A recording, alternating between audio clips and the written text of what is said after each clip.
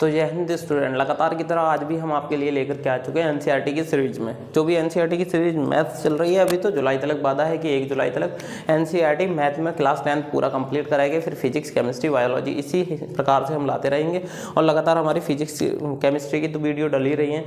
तो हम आप लोगों से यही कहेंगे कि चैनल से ज़्यादा जुड़ें और अपनी तैयारी को सबसे बेस्ट से बेस्ट करते रहें। हमारे पास में जो ये चैनल है, इस चैनल पे आप पढ़ाई करते हैं, ये चैनल का नाम है स्टडी विद सोहेल सेंटर। इससे ज़्यादा से ज़्यादा जुड़ें और अपनी तैयारी को बढ़िया से करते रहें। ये 2027 के बोर्ड को ध्यान में रखते हुए 2026 में इसका पूरा कंप्लीट कोर्स दिसंबर में करा दिया जाएगा और 2027 का बोर्ड आप अच्छे से दे पाएंगे। अब हमारे पास में जो चैप्टर 4 चल रहा है उसका पार्ट 2 है, ये उसका पार्ट 2 है। क्वेश्चन नंबर 2 में मतलब बोला गया है कि निम्नलिखित स्थितियों को, ठीक है, निम्नलिखित स्थितियों को द्विघात समीकरण के रूप में व्यक्त कीजिए। इनने बस खाली हमें इतना बताया है कि मतलब एक जो स्थिति है इसको द्विघात समीकरण के रूप में लिखना है। अब इनने ये नहीं बताया है कि इसका मान भी ज्ञात करना है, ठीक है। अब द्विघात समीकरण का रूप दिया है, ठीक है। अब हमें अगले चल के क्या करना है, अब क्वेश्चन नंबर फर्स्ट क्या दिया है, क्वेश्चन नंबर फर्स्ट को देखेंगे तो कहा गया है एक आयताकार भूखंड का क्षेत्रफल 528 मीटर स्क्वायर है। क्षेत्र की लंबाई मीटरों में चौड़ाई से दोगुने से एक अधिक है, ठीक है। मीटरों में चौड़ाई के दोगुने से एक अधिक है और साथ ही साथ हमें भूखंड की लंबाई और चौड़ाई ज्ञात करनी है। तो हम अगर इसे देखें तो क्या होगा, देखो हल के अगर सवाल समझ गए, एक आयताकार भूखंड है, ऐसा आयत ऐसा होता है मतलब जिसकी आमने सामने की भुजाएं क्या होती हैं, बराबर होती हैं। तो आयताकार भूखंड है जिसकी लंबाई चौड़ाई से मतलब मीटर में नापी जाएगी, ठीक है। आयताकार भूखंड है जिसकी लंबाई चौड़ाई के दोगुने से एक अधिक है। लंबाई जो है चौड़ाई के दुगने से एक अधिक है, ठीक है। अब हमारे पास में वो भूखंड बताना है हमें, तो हम मान लेते हैं सबसे पहले हम यहाँ पर इसको हम ऐसे भी लिख सकते हैं कि दिया है, ठीक है। सबसे पहले दिया है, ठीक, वो आपका मन है, चाहे दिया करके लिखो पहले, चाहे माना करके लिखो पहले। दिया है आयताकार भूखंड का क्षेत्रफल, चलो इसमें माना करके लिख लेते हैं क्योंकि हम सवाल की शुरुआत करते हैं ना। माना आयताकार भूखंड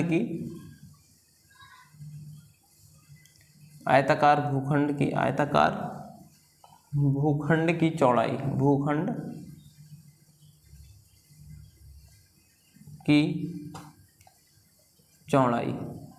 आयताकार भूखंड की चौड़ाई कितनी हो जाएगी, x हो जाएगी, ठीक है। अब एक चीज और समझनी है, आयताकार भूखंड की लंबाई को क्या बोला है, इस चौड़ाई के दुगने से एक अधिक है। क्या बोला है, लंबाई आयताकार भूखंड की चौड़ाई के दुगने से एक अधिक है। मतलब इस चौड़ाई के x ले लें, इसके दुगने से कितनी ज़्यादा है, एक ज़्यादा है। आए समझ में, क्या बोला है कि लंबाई इस चौड़ाई के दुगने से एक अधिक है। लंबाई, ठीक है, लंबाई इस चौड़ाई के दुगने से एक अधिक है। तो हमने लिख दिया ना, चौड़ाई x है, इसके दुगने से एक अधिक है, ये भी लिख दिया। तो हमारे पास फाइनल क्या बनेगा, ये 2x हो जाएगा, गुणा कर देंगे तो x की 2 के साथ। तो ये बना हमारे पास x मीटर और ये भी x मीटर, 2x + 1 मीटर। अब हम इसको क्या करेंगे, प्रश्नानुसार चल देंगे, प्रश्नानुसार, ठीक है। अब हमारे पास आयताकार भूखंड का क्षेत्रफल दिया है, कितना दिया है, देखो आयताकार भूखंड का हम यहाँ लिख लेते हैं, आयताकार भूखंड का क्षेत्रफल, आयताकार भूखंड का क्षेत्रफल है 528 मीटर स्क्वायर। तो आयताकार भूखंड का क्षेत्रफल होता है लंबाई गुणा चौड़ाई बराबर 528। तो लंबाई तो हमारे पास क्या है, 2x + 1 है। चौड़ाई हमारे पास क्या है, x है, और 528 क्या है, क्षेत्रफल है। तो इसकी 2x की हम किससे करेंगे, x की 2x से करेंगे तो 2x², फिर इस x की किससे करेंगे, 1 से करेंगे तो x हो जाएगा। इस 528 को जब इस साइड लेके आएंगे, देखो इसकी हमने x की इस 2x से करी तो 2x² हो गया, इस x की 1 से करी तो x हो गया। इसको जब हम इधर लेके आएंगे तो क्या हो जाएगा, 528, ठीक है, बराबर 0, कुछ नहीं बचा। ये तो देखो समीकरण के हिसाब से कहा गया है, क्या बोला है सवाल में, ये सवाल तुम्हारा हो गया पूरा। इस सवाल में बोला गया था निम्नलिखित स्थितियों को द्विघात समीकरण के रूप में व्यक्त कीजिए। हमने वो कर दिया द्विघात समीकरण के रूप में, ठीक है, हमने द्विघात समीकरण के रूप में कर दिया, लेकिन हमें इसका क्या बताना है, क्या बताना है, मान भी बताना है। क्योंकि सवाल जो बोला है, सवाल एक बार पढ़ के बता देता हूं मैं आपको। सवाल में क्या बोला है, देखो सवाल में बोला गया है कि हमें भूखंड की लंबाई और चौड़ाई भी ज्ञात करनी है। सवाल आप पढ़ोगे, ऊपर की जो फर्स्ट क्वेश्चन नंबर फर्स्ट की स्थिति दी है, द्विघात समीकरण बोला है, और नीचे सवाल के अंदर बोला गया है कि लंबाई और चौड़ाई ज्ञात कीजिए। तो हमने लंबाई और चौड़ाई ज्ञात कर लेनी है। अब लंबाई चौड़ाई कैसे ज्ञात करेंगे, यहाँ पर देखो ये 2x² है, तो इसको मैं एक बार ब्लू पेन से लिखता हूँ, 2x² plus x minus 528 is equals to 0। अब इज इक्वल्स टू 0 है, क्या होता है इसमें कि इस लास्ट की गुणा इससे कराई जाती है, इस 2 की गुणा इस सबसे लास्ट वाले में कराई जाएगी, तो इस 2 की गुणा सबसे लास्ट वाले में कराई जाएगी, तो 1056 हो रहा है, ठीक है। तो हम सबसे पहले इसको 2x² को जैसा है वैसा रखेंगे, प्लस है प्लस 33 माइनस 32, ठीक है, 33 माइनस 32 और ब्रैकेट क्लोज करके x लगा देंगे माइनस 528 और बराबर 0।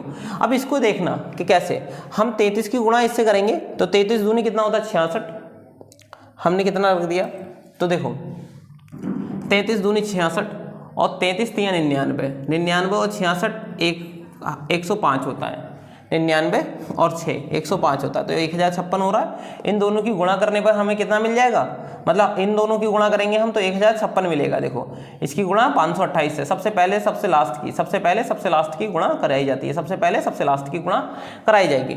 अब जो गुणा करने पर आया उसको हमने क्या करना है, जिस चैप्टर 2 देखना तो उसमें और अच्छे से समझ में आएगा। पहला और लास्ट की गुणा करेंगे, जो आया फिर उसके साथ हम क्या करेंगे, इस प्रकार से तोड़ेंगे कि पीछे वाला जोड़ने घटाने पर x आ जाए, ठीक है, जोड़ने या घटाने पर क्या आ जाए, x आ जाए।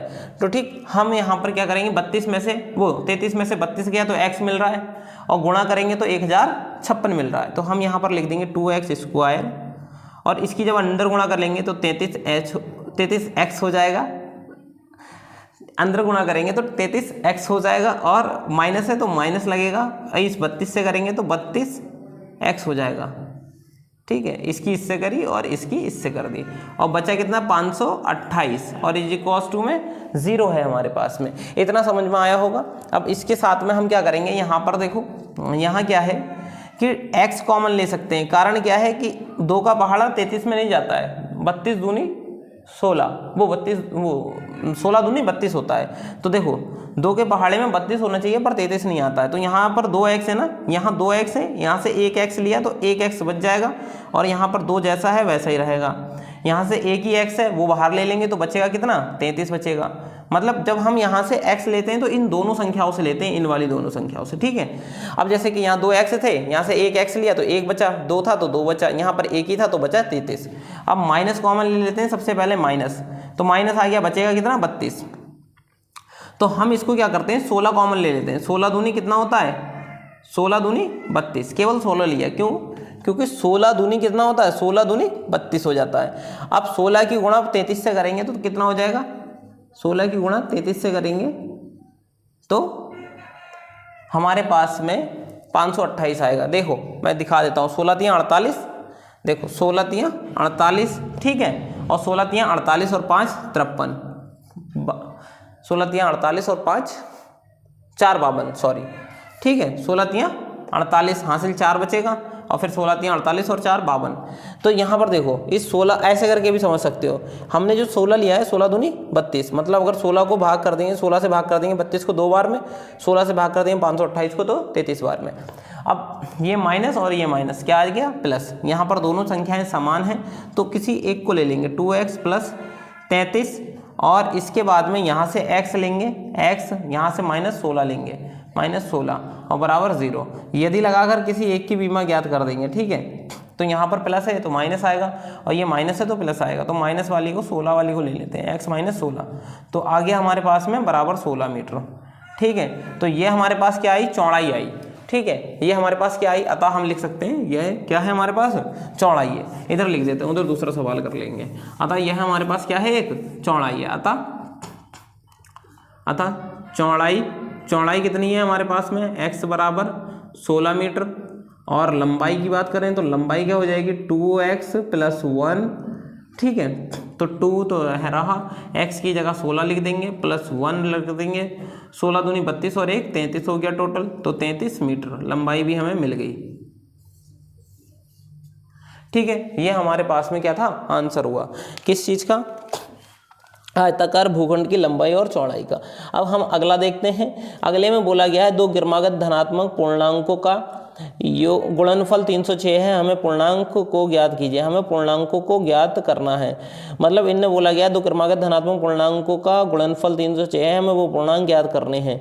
अब देखो दो क्रमागत धनात्मक पूर्णांक है, तो सबसे पहले हम क्या करेंगे, पहले हमारा सबसे पहले काम क्या रहेगा, देखो धनात्मक पूर्णांक समझ गए, दो धनात्मक क्रमागत पूर्णांक है, हमें कोई माइनस नहीं लेना है बल्कि धनात्मक ही लेना है।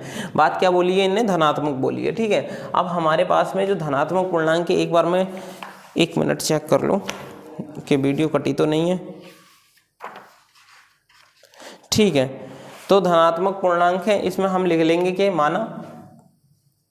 माना ये क्वेश्चन नंबर 1-2 का सेकंड है, ठीक है, और वो क्वेश्चन नंबर 2 का फर्स्ट है, तो ये हमारे पास में क्या है, फर्स्ट है।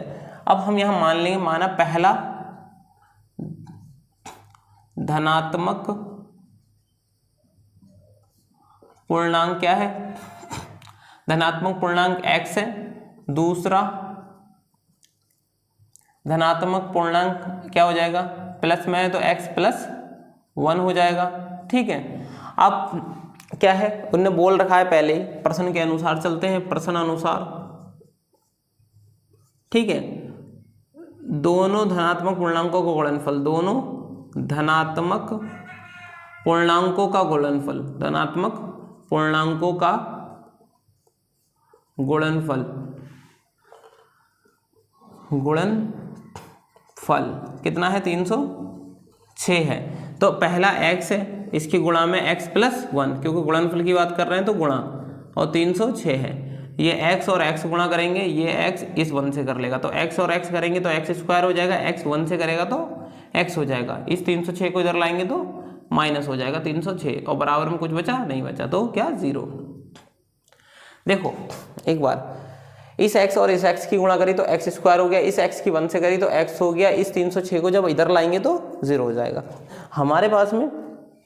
अब हमें इसके आगे क्या करना है, इनको सॉल्व करना है। तो देखो इसके नीचे तो इसके पास तो कुछ नहीं है, अभी हमने यहाँ पर क्या था, यहाँ 2 था, और यहाँ पर सबसे लास्ट में हमने क्या किया था, सबसे पहले सबसे लास्ट की गुणा कर ली थी, लेकिन यहाँ तो कितना है, इतना ही है, तो x² रखेंगे, प्लस के बाद x है तो x रखेंगे, ठीक है, या x क्या रखेंगे, अब इसको सॉल्व भी कर देते हैं डायरेक्ट। हमें 18 - 17 कर दें अगर, तो देखो गुणा करके 18 - 17 x तो आ रहा है, ठीक है ना, 18 - 17 x आ रहा है, ठीक। अब और जब गुणा करेंगे तो 306 भी आ रहा है, बराबर 0। इसको हम क्या करेंगे, 18 - 17 मतलब x के लिए, और 18 और 17 की गुणा करेंगे 306 आएगा, x² है तो x²। अब यहाँ पर क्या होगा हमारे पास में, ये x अंदर गुणा कर लेगा दोनों संख्या से, x क्या कर लेगा, दोनों संख्या से गुणा कर लेगा, तो x हो जाएगा -17 x हो जाएगा, और 306 बराबर 0। यहाँ पर 2x है तो एक कॉमन ले लेंगे तो एक अंदर बचेगा, यहाँ पर से 2x में से एक लिया, एक अंदर बचा, यहाँ पर एक ही है तो बचेगा कितना, प्लस का 18। वही सेम पुराने सवाल की तरह, यहाँ से 17 कॉमन ले लेते हैं तो बचेगा, अगर हमने 17 ले लिया तो बचा क्या, x बच रहा है, और यहाँ माइनस और माइनस क्या हो गया, प्लस। 17 से भाग 306 में करेंगे तो 18 बार में जाएगा, बराबर 0। इन दोनों में से किसी एक को ले लेंगे, x + 18, और यहाँ से लेंगे x, और यहाँ से लेंगे -17। अब हमने क्या करना है, जो प्लस का है वो, जो माइनस का है वो ले लेते हैं। यदि x - 17 बराबर 0, यहाँ भी 0, ठीक है, तो x बराबर कितना आ जाएगा, 17। तो पहला धनात्मक पूर्णांक क्या निकल आया, हम लिख सकते हैं, अतः पहला धनात्मक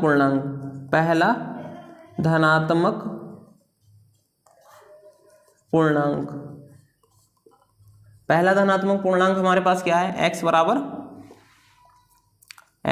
17, ठीक है, x बराबर 17। और दूसरे की बात करें अगर दूसरा क्या होगा, तो दूसरा धनात्मक पूर्णांक होगा हमारे पास में x प्लस 1, तो मतलब 17 प्लस 1, तो कितना होगा 18। ये हमारा आंसर होगा इसका, ठीक है। इन दोनों सवालों का आंसर यही होगा। आप लोग इसे चेक कर सकते हैं और स्क्रीनशॉट ले सकते हैं। अब हम इसको रफ करते हैं, अब अगले सवाल की ओर चलते हैं। अगले सवाल में क्या दिया है वो भी देख लेते हैं, ठीक है। अब क्वेश्चन नंबर 3 शुरू होगा। इस पार्ट में 4 सवाल हैं, 2 हो चुके हैं, 2 और रह गए, इनको भी अभी करा देते हैं और फिर मिलते हैं नेक्स्ट वीडियो में। और अपनी तैयारी को बढ़िया से करते रहिए और ज़्यादा से ज़्यादा चैनल से जुड़िए और सब्सक्राइब कीजिए। ये 2027 के बोर्ड के लिए आपके लिए एक वरदान चैनल है, जिसमें आपको फिजिक्स, केमिस्ट्री, बायोलॉजी, नोट्स और सब कुछ मिलने वाला है। नोट्स के लिए आपको डायरेक्ट जाना है किस पर, टेलीग्राम चैनल पर। नोट्स के लिए आपको जाना है डायरेक्ट टेलीग्राम चैनल पर। अब हम अगला सवाल अपना करने के लिए चलते हैं। अगले सवाल में हमें क्या बोला गया है, अगले सवाल में हमें बोला गया है, पढ़ के सुनाते हैं। रोहन की माँ उससे 26 वर्ष बड़ी है। रोहन की माँ उससे 26 वर्ष बड़ी है। उनकी आयु, ठीक है, उनकी आयु वर्षों में, रोहन की माँ उससे 26 वर्ष बड़ी है। उनकी आयु वर्षों में क्या है हमारे पास में, उनकी आयु वर्षों में का गुणनफल। तो वर्षों का हटा देते हैं, उनकी आयु का गुणनफल अब से 3 वर्ष पश्चात 360 हो जाएगी। रोहन की वर्तमान आयु ज्ञात कीजिए। देखिए सवाल क्या कहा गया है, मैं एक बार किताब उठा ही लेता हूँ। इसमें सवाल में कहा गया है कि रोहन की माँ उससे 26 वर्ष बड़ी है। रोहन जो है उसकी माँ है तो उससे 26 वर्ष बड़ी है। उनकी आयु का गुणनफल, ठीक है, 3 वर्ष पश्चात, उनकी आयु का गुणनफल 3 वर्ष पश्चात कितना हो जाएगा, 360 हो जाएगा। आया समझ में। रोहन की माँ की आयु 26 वर्ष है, ठीक है, 3 वर्ष पश्चात उनकी माँ कितनी हो जाएगी आयु, रोहन की माँ की दे दी है कि रोहन की माँ की आयु कितनी है, रोहन से 26 वर्ष बड़ी है। उनकी आयु का गुणनफल 3 वर्ष पश्चात कितना हो जाएगा, 360 हो जाएगा। तो इस सवाल को हम सॉल्व कर देते हैं सबसे पहले बिना कुछ किए। तो लिखते हैं माना रोहन की आयु, माना रोहन की आयु। अब रोहन की आयु की बात करें तो कितनी हो जाएगी, x हो जाएगी। दूसरा, रोहन की माँ की आयु, माँ की आयु कितनी है, की आयु। अब माँ की आयु रोहन से 26 वर्ष बड़ी है माँ, तो x प्लस 26 हो जाएगा। रोहन से कितने वर्ष बड़ी हैं, 26 वर्ष। तो प्रश्न के अनुसार चलते हैं इनको, प्रश्नानुसार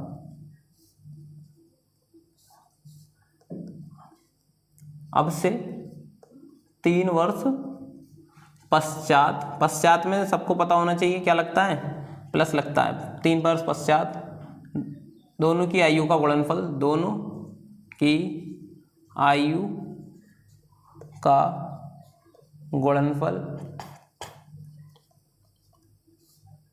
कितना हो जाएगा, 360 ही है, 360 हो जाएगा। दोनों की आयु का गुणनफल 360 हो जाएगा, ठीक है। तो अब हम करते हैं इस सवाल को। तो देखिए अब हमारे पास में क्या है, पहले तो 3 वर्ष पश्चात, तो दोनों के साथ में 3 जुड़ेगा क्योंकि 3 वर्ष पश्चात। जैसे अब मैं मान लो कि मेरी आयु के 22 है, अब जो मम्मी की आयु 39, तो ठीक है, अब से 3 वर्ष बाद मेरी आयु में 22 में मतलब 3 वर्ष मेरी इस समय कितनी है, मान के चलो 22 साल, मम्मी की 39 साल। तो इसके अकॉर्डिंग अगर देखा जाए तो 3 साल बाद दोनों की आयु बढ़ेगी, तो मेरी 22 से 25 हो जाएगी और मम्मी की 39 से 42 हो जाएगी। तो इसी प्रकार से यहाँ पर रोहन की आयु हमने x मानी है तो इसमें 3 जोड़ देंगे, गुणा है। रोहन की माँ की आयु x प्लस 26 थी, इसमें भी 3 जोड़ देंगे और गुणनफल दोनों का कितना था, 360 था। तो x प्लस 3 और दूसरा x प्लस 29, ठीक है, x प्लस 29, ठीक। तो अब हमारे पास में बराबर 360। अब इसको हम क्या करेंगे, इस x की गुणा इससे भी कराएंगे, इस x की गुणा इससे भी कराएंगे। तो सबसे पहले x स्क्वायर हो जाएगा, x करके x स्क्वायर हो जाएगा, x 29 से करेगा तो 29x हो जाएगा। इसकी गुणा इससे करेंगे इसकी गुणा इससे करेंगे तो 3x हो जाएगा, इसकी गुणा इससे करेंगे तो 29 तियाँ 87 और बराबर कितना 360, 29 तियाँ 87 होता है। ठीक है, इन दोनों को जोड़ेंगे तो कितना हो जाएगा, x स्क्वायर है और 32x हो जाएगा। अब यहाँ पर 87 है, इसको इधर लाएंगे, ये तो प्लस का 87 है ना, इसको इधर लाएंगे -360 हो जाएगा और इज इक्वल्स टू में 0 बचा, तो x स्क्वायर है तो x स्क्वायर रहेगा, 32x है तो 32x रहेगा और -273 हो जाएगा। अब अगर ऐसे समझ में नहीं आता, 7 3 10 8 7 15 और 1 16, मतलब यही हो रहा है। ठीक है, 273 आएगा घटाने पर माइनस में। अब हमने यहाँ पर क्या करना है, तो इसे देखो, अगर उसके अकॉर्डिंग देखा जाए, पहली चीज़ अगर वो तुमसे कहे द्विघात समीकरण ज्ञात कीजिए, तो द्विघात समीकरण के अकॉर्डिंग क्या है, कभी 1 नंबर सवाल है तो इसको द्विघात समीकरण के अकॉर्डिंग आपने ऐसे ही कर लेना है। ठीक है, लेकिन अब हमने इसमें क्या करना है, देखो सबसे पहले इसके आगे कुछ नहीं होता है, तो इसके आगे वीडियो देख लें एक बार, 1 नंबर चल रही है, कोई दिक्कत नहीं आई है।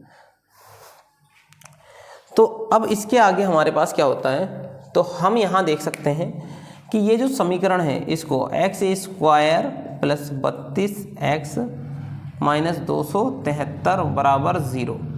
अब यहाँ क्या होगा, यहाँ ये होगा कि हम क्या करेंगे, जो x स्क्वायर है, जो x स्क्वायर है इसको तो सेम एज इट इज उतारेंगे, इस 32 को हम क्या करेंगे 39 माइनस 7 x माइनस 273 और बराबर 0। ऐसा क्यों किया, 39 माइनस 7 क्यों किया, 39 में से 7 जाएगा 32 मिल जाएगा, 39 और 7 की गुणा कराएंगे 273। देखो 7 में 63 का 6, 9 तियाँ 7 तियाँ 21 और 6 21 और 6 27। तो देखो इसलिए किया है, इसको हमने इनकी गुणा करें तो 273, इनको 39 में से 7 को घटा दें तो 32। तो हमारे पास कितना आएगा, x स्क्वायर है, x स्क्वायर रहेगा, इस x की गुणा 39 में होगी तो 39x हो जाएगा, माइनस है तो माइनस 7 से करेंगे तो 7x हो जाएगा, 273 बराबर 0।